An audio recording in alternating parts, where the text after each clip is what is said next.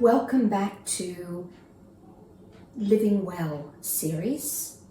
I'm in Coffs Harbour still, and we started this interview the other day with Adam O'Mara, an acupuncturist, and his children very enthusiastically wanted to come in.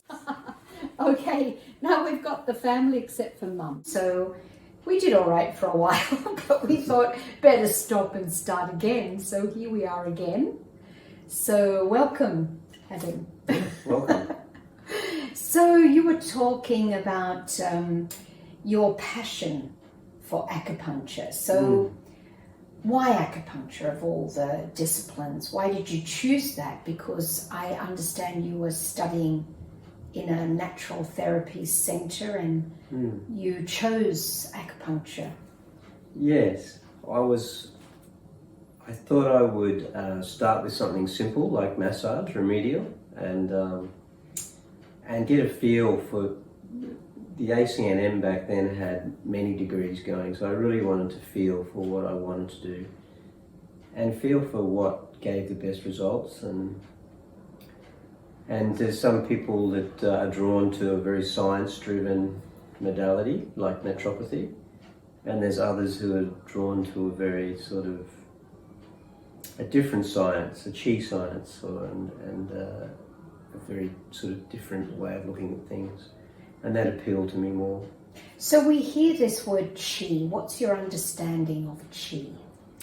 Chi changes as it moves through the body, but it's something, if you look at yin and yang is, chi would encompass yang. It's something you can't see.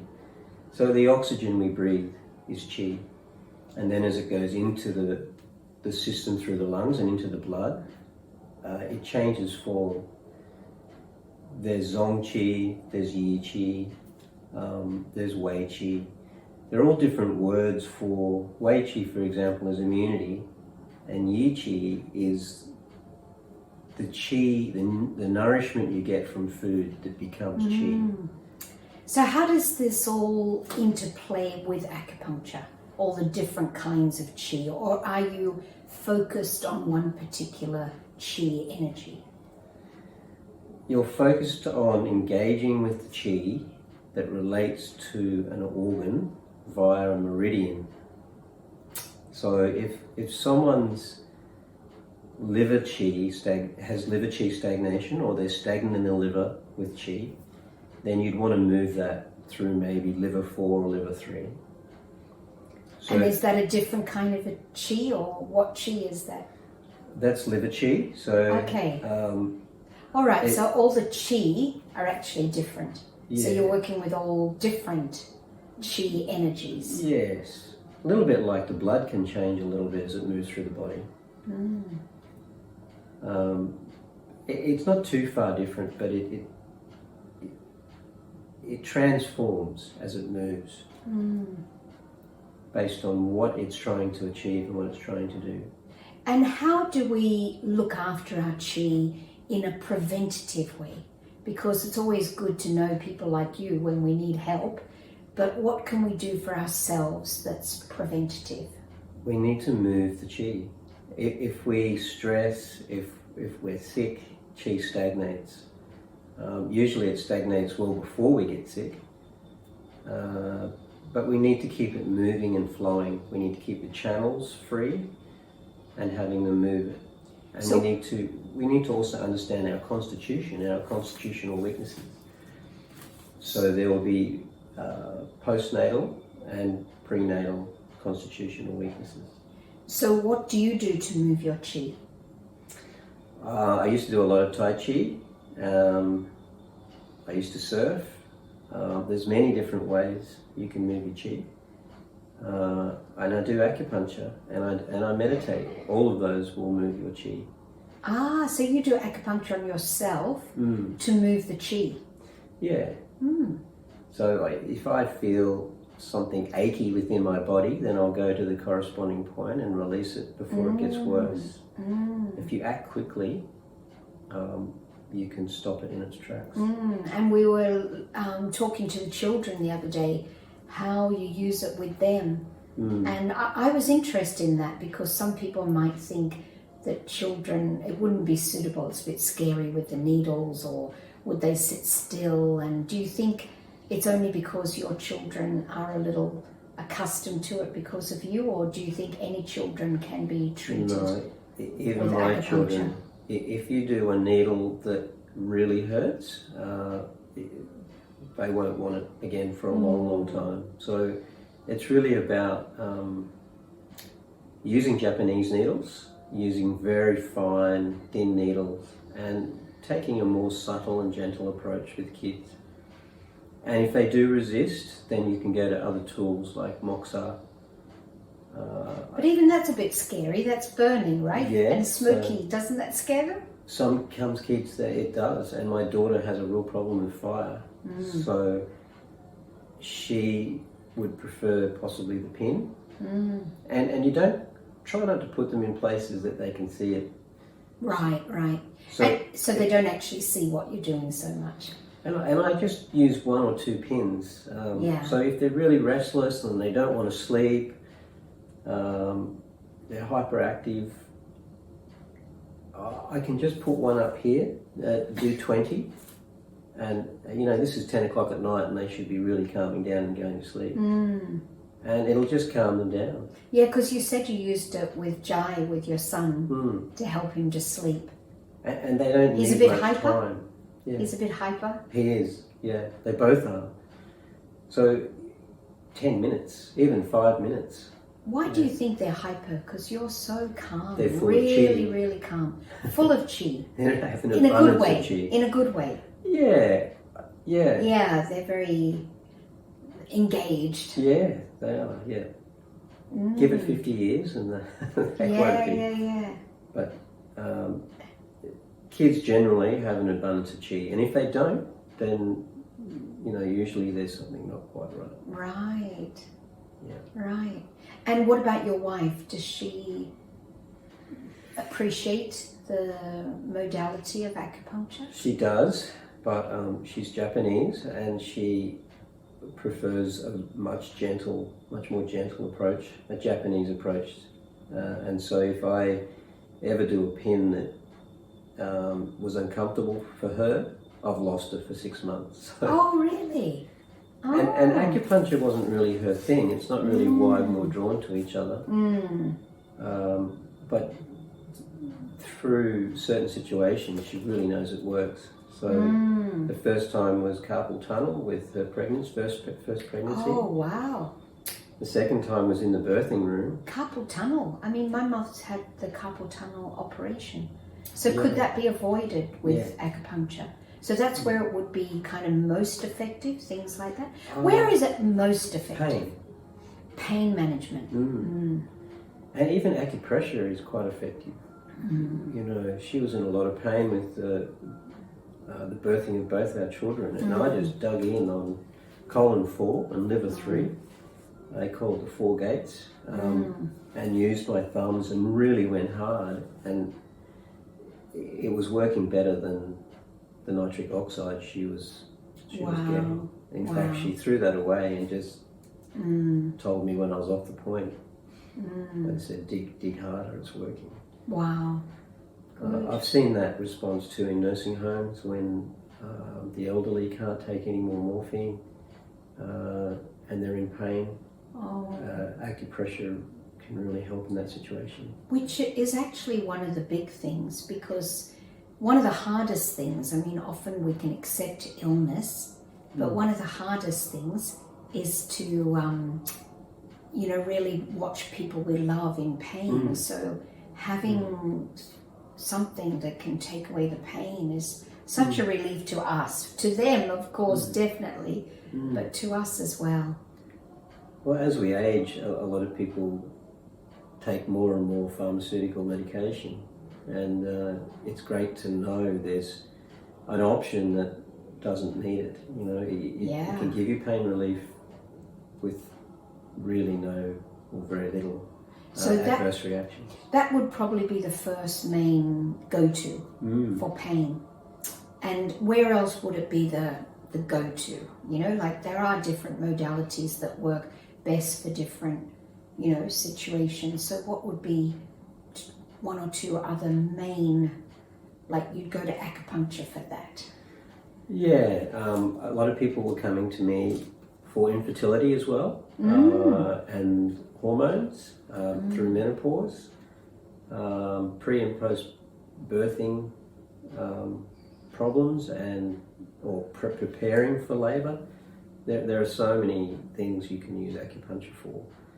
I mean, headaches would probably be at the top of the list, and musculoskeletal pain, but it was for thousands of years China's medicine. Yeah. So they were treating everything and anything. Yeah. I have found it very effective where where doctors can't really get much success in certain areas like IBS. But then irritable bowel syndrome. Yeah.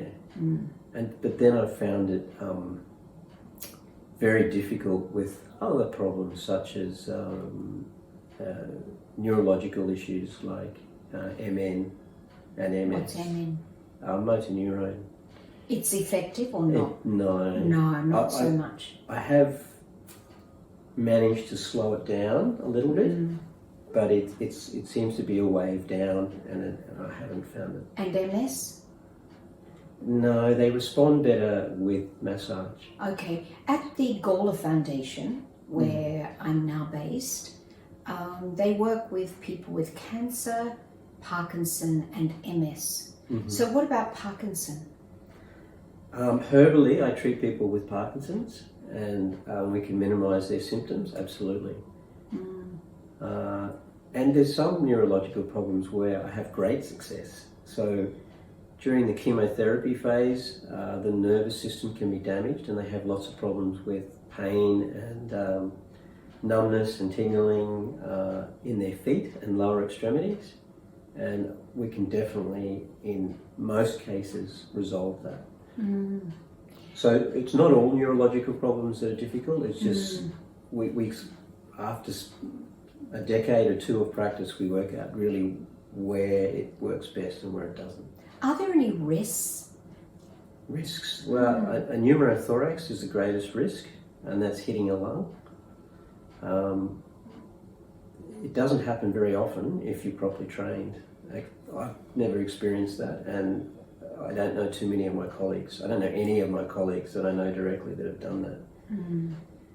But there's a whole other industry called dry needling, and that's a weekend course in acupuncture.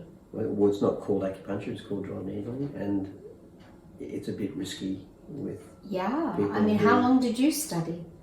5 years full time. 5 years full time, yeah. So someone doing a weekend course would be very different to someone who's actually, because it's basically a medical degree, isn't it, in alternative medicine? Yeah. I mean, if a physio is doing dry needling, then they're aware of anatomy and they're aware of how deep they can go around the chest. But there are some people who haven't done that extra work. Yeah, so you want to make sure the person's qualified. So the first question is, are you registered? Yeah. As an acupuncture practitioner? Who's your association? And so they're big questions. And how long have you been practicing? I mean, you've got to start somewhere. But the main one is, are you registered? Then you know someone has a degree or the experience behind them. And you were saying that you're working with a integrative medical doctor, and you're working quite a bit on dealing with depression and anxiety. So I'd like to hear something about that, but you're creeping a bit away from this camera. Can you come in a bit? Yeah, that's good, isn't it? We want to see your face. So anxiety and depression. So you are working with him as an acupuncturist. That's right. He's using what? He's using a system called Mikio Sansky. So it's a little bit esoteric, but it moves very much into sacred geometry and using acupuncture points to create like a triangle or a tetrahedron And that geometry, if you get the right pattern for the right person, can be very profound. And so at some point, they'll have a light bulb moment on the table, and they can have a release, or they can have some profound wisdom that will enter their mind, and they'll know exactly what they should be doing to resolve this issue. Some people just really don't want to confront the fact that maybe their relationship is very toxic and they need to remove themselves from that, or their job is toxic. So is that through the acupuncture or through the Mikio, whatever you call it? What do you call it? I've never heard of that one before. Mikio Sansky. Mikio Sansky. It's also from where? So he's a Japanese American who created this system. So with acupuncture, it's evolved over thousands of years, and you have many, many masters moving through. This is a acupuncture related treatment that he is doing also? It is, yeah. I see. Yeah. So what are you doing now? Are you learning from him, or you're doing something complementary? I learned the patterns with him. So there's books you can get and you learn the patterns, and then he has his own system of diagnosis. And how do you find it compared to what you've done before? I find it very effective for the right person. So I find it also very good for people with emotional issues. So, wow, but if someone came in, it's a big thing because it is. We haven't done very well across the board with depression, for example. It's a very hard but look, prognosis to treat. So many different schools of thought. So there's Japanese acupuncture and the 5 elements, and the 6 divisions with Taiwanese and mainland Chinese acupuncture. And Mikio Sansky is just another. But he's developed it himself. He has, yeah. So do you feel fortunate to have met him and to be working with him? Dr. Alex? Yeah. Yes, because I think it's very important that acupuncturists and conventional medicine comes together. We have a lot to offer the industry, and we sometimes, through maybe a lack of confidence or a lack of understanding of really what we do, we don't engage with each other. And it's often seen as like competition. You either do the Western way or the alternative way, which is not alternative, it's traditional. But all we're looking for is referrals. It starts with pain, and then people discover what else it can do eventually. And every acupuncturist should find a GP or two that they can also refer back to, because we find a lot of red flags. Right. You find the red flags, but you think that there's other modalities that need to be used, not just acupuncture. That's right, yeah. So, that's great, because I find the biggest problem is when people think one thing can do everything. Yeah. You know, I'm very passionate about the Raj Yoga I practice and teach, but it doesn't do everything. It does it great, and it gives me the foundation for many other things. But you need. I mean, I've found non-violent communication, for example, has been very complementary and very aligned. But I think there's other areas that are complementary, and so I'm glad to hear that you feel it's good to collaborate. Yeah. And definitely, I mean, a lot of people that come to me are very alternative, and they avoid doctors as much as they can. But I think sometimes I might identify something on the tongue or in the pulse that really needs further investigation. And we're very lucky to live in these modern times where you can have those investigations. Yeah, because the diagnosis is so helpful for practitioners, isn't it? But we can feel if there's something wrong with the liver, and we look at the tongue and we ask certain questions. And we have our own way of dealing with that and treating that. But referring people back to conventional medicine for investigations, I think, is very important. Oh, good to hear that. Because I think as much as things integrate, Mm. then we get the whole picture, we get a bigger story, and Yeah. some people are quite stubborn in just what they do is the only thing that's needed. Yeah. So you feel like this has been the right choice for you for your life, and you see it going into the future, that this will be your... Yeah, well, it was a huge transition. And really started in 2003, so it was a huge transition, and from an industry that wasn't related. Construction, right? Yeah, construction and construction management. And then I needed to do some healing, and through that process I went on a self-discovery roller coaster, and eventually I just found my passion. And it was through certain doors opening and meeting certain people. I remember I went out with a naturopath, and she really filled my head with what herbal medicine does, and I got very excited about that. And what nutrition does, and coming from a background, 25 years ago, where a pie and a can of Coke was breakfast. Yeah. Thinking back on it, it's just disgusting. But, well, not everyone would say that, but yeah. health-wise, it's really not the way to go. No. So how much is diet, does diet play a part in acupuncture? Diet is everything. It's just so important. It's important to understand your constitution. What foods agree with you and what don't. Yeah. And as foods become more and more processed, and we've seen it with things like milk, people are becoming more lactose sensitive, people are becoming more gluten sensitive. And I know the wheats here are vastly different from the wheats in Europe, and they don't have the same problem. Grains, yeah. So food is tremendously important, and I think the Indians really had it, where they put people into 3 constitutions, and they tell you what you can eat and what you can't eat. The Kapha, Pitta, Vata, the Ayurvedic system. And I remember being... Is there a similar system in Chinese? In Chinese, they'll look at your organ constitution. And they talk about heating and cooling. So there's certain foods that benefit organs, and there's certain foods that you shouldn't eat with certain organ problems.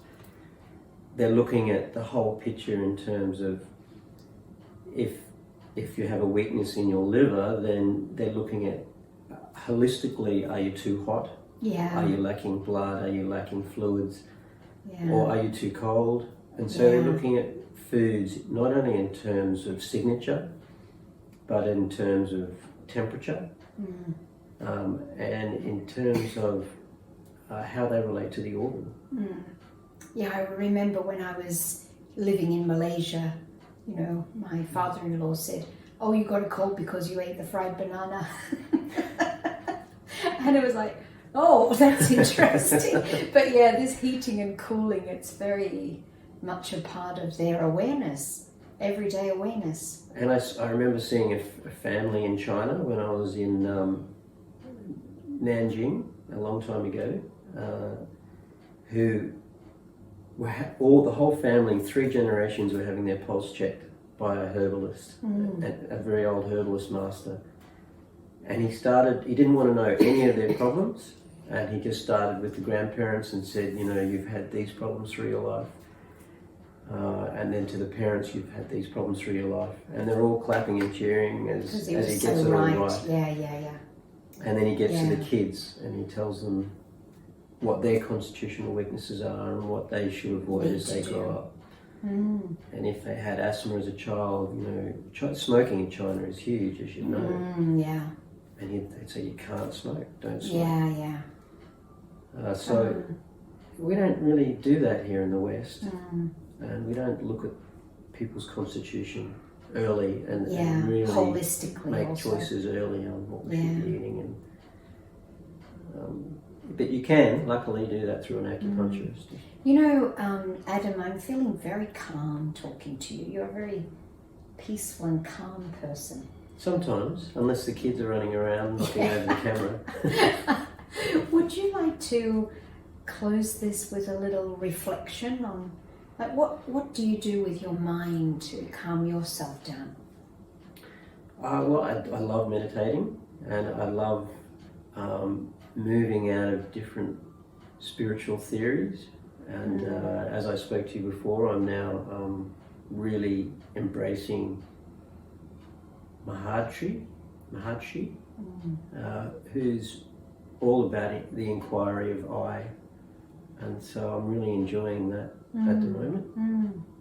I like being able to be fluid in spirituality and not get bogged down too much that this is the only way, and keep an open mind and embrace sort of all of it.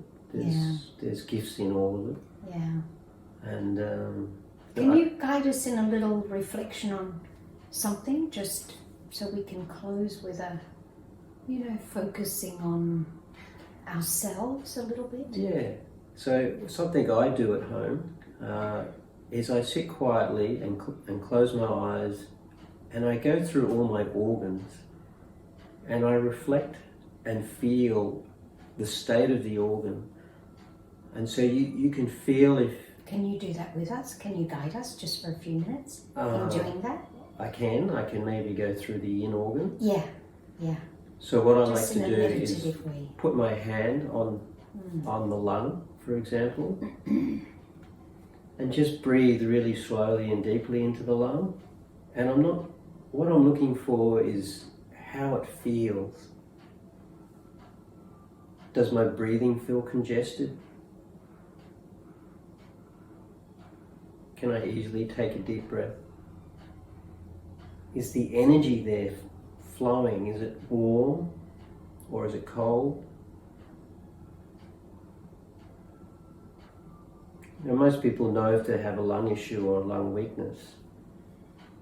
But if you just feel into the organ, it will tell you what state it is in. You can then, if you feel that the organ is weak in any way, or we're moving into a period like winter where you need to tonify your lungs, you can visualize this light. Now, each organ has a particular color. So I would visualize white coming down through my crown and into my arms and into my hands and into my lung. And I breathe that in, and then I visualize just like an impurity or a smoke coming out. And I'll do that 3 times unless the organ needs more time. And then I'll move to the heart, which is down to the left, where the Shen resides, which is the spirit. Sometimes if you're a bit anxious, the heart might feel a bit racy, or you might feel a discomfort just by putting your hand there. So you're going to breathe red in through the crown and into your hand, and breathe that in to the heart, and just sit on the heart and see how it feels.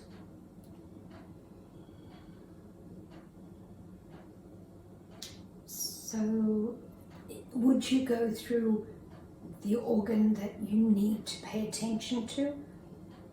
I know my own body very well. Yeah. You get to know your body. So I know my liver is probably of the weaker end of the constitution. So you give it more attention. I would give it more attention.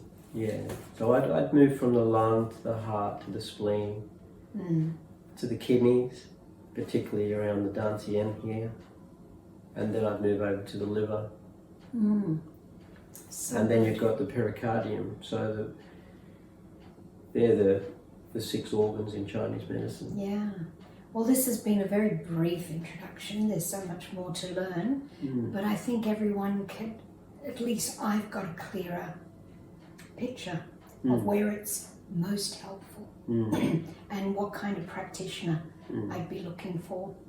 So thank you very much, Adam. No Thanks problem. so much for giving your time so that we can share this with our friends all over the world. Actually, now we've got listeners all over the world. Mm. So thank you so much. Thank you.